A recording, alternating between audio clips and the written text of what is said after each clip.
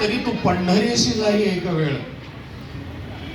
जे सुख प्राप्त करायचे तुला आयुष्यामध्ये, त्या सुखाची इच्छा तुला आहे, ते सुख प्राप्त व्हावं असं वाटत असेल तर भगवंताच्या मुक्कामी जाऊ नये. जिथं भगवंताचं ठिकाण आहे तिथं.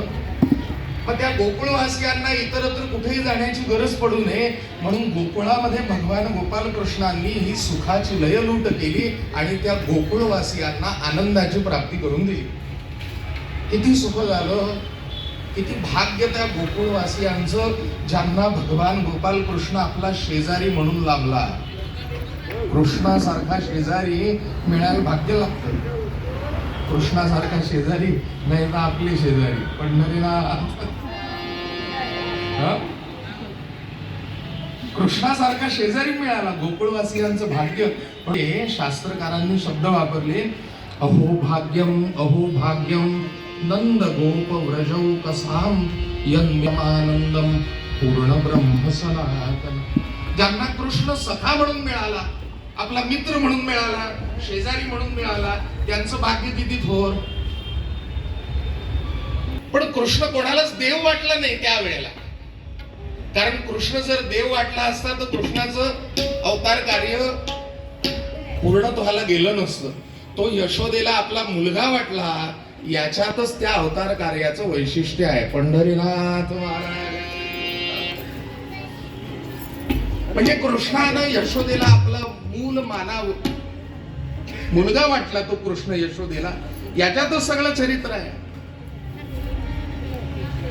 रोज काहीतरी नवनवीन लीला करावी आणि त्या गोकुळवासियांना अवीट अशा सुखाची प्राप्ती करून द्यावी.